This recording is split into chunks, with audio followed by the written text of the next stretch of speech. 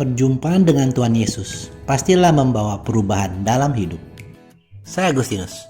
Selamat datang pada channel Touching Heavens, tempat kita mengenal dan belajar kebenaran firman Tuhan dalam Alkitab.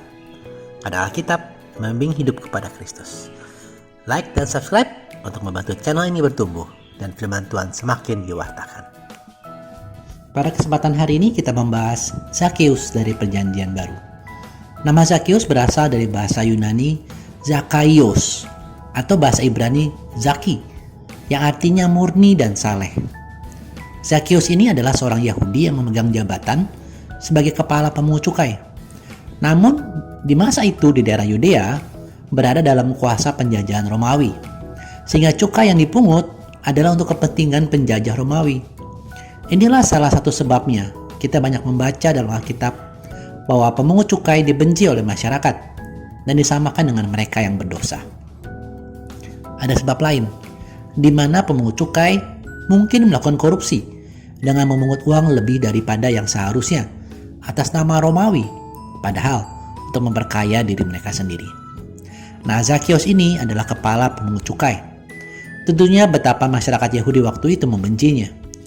Zakheus juga seorang yang kaya, dan ternyata kekayaannya juga hasil dari memeras korban-korbannya. Mari kita baca sejarah Zakheus ini dalam Injil Lukas bab 19 ayat 1-10. Yesus masuk ke kota Yeriko dan berjalan terus melintasi kota itu.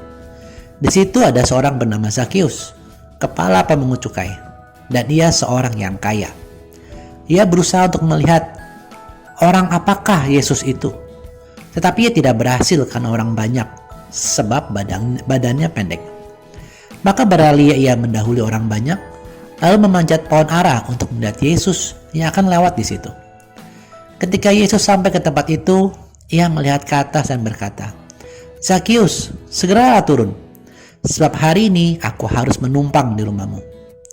Lalu Zakheus turun dan menerima Yesus dengan sukacita. Tetapi orang-orang yang melihat hal itu bersungut-sungut, katanya, "Ia menumpang di rumah orang berdosa." Tetapi Zakheus berdiri dan berkata kepada Tuhan, "Tuhan, setengah dari milikku akan kuberikan kepada orang miskin, dan sekiranya ada sesuatu yang kuperas dari seorang, akan kukembalikan 4 kali lipat." Kata Yesus kepadanya, "Hari ini telah terjadi keselamatan kepada rumah ini, karena orang ini pun anak Abraham.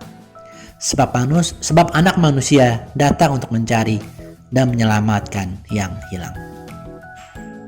Teman-teman, apa makna yang bisa kita petik dari tokoh Zakheus ini? Dari sisi Tuhan Yesus, sejarah pertemuan dengan Zakheus jelas menunjukkan sikap Yesus yang penuh kasih dan pengampunan. Tindakan Yesus dengan menumpang di rumah Zakheus juga memperjelas tujuannya di dunia, yaitu mencari dan menyelamatkan jiwa yang hilang. Yesus tidak memandang dosa dan kesalahan Zakheus. Ia datang untuk menyelamatkannya. Sebab Tuhan Yesus mengetahui kerinduan hati Zakheus untuk bertemu dengan dirinya, dan Yesus pun mengampuni dosa Zakheus dan menjanjikan keselamatan. Juga dari sisi Zakheus, kita dapat belajar teladan tentang pertobatan. Bertobat bukan tidak lagi berbuat jahat, tetapi memulai dan terus melakukan yang baik. Pertobatan yang benar tidak setengah-setengah, seperti contoh tindakan Zakheus di ayat 8 tadi. Dia berjanji kepada Tuhan, katanya, "Tuhan, setengah dari milikku akan kuberikan kepada orang miskin, dan sekiranya ada sesuatu yang kuperas dari seseorang, akan kukembalikan 4 kali lipat." Mari, seperti teladan Zakheus, kita membangun sikap tobat yang total. Tidak hanya dengan ucapan bibir, namun ditunjukkan dengan tindakan nyata untuk meninggalkan kebiasaan dosa dan melakukan yang Tuhan kehendaki.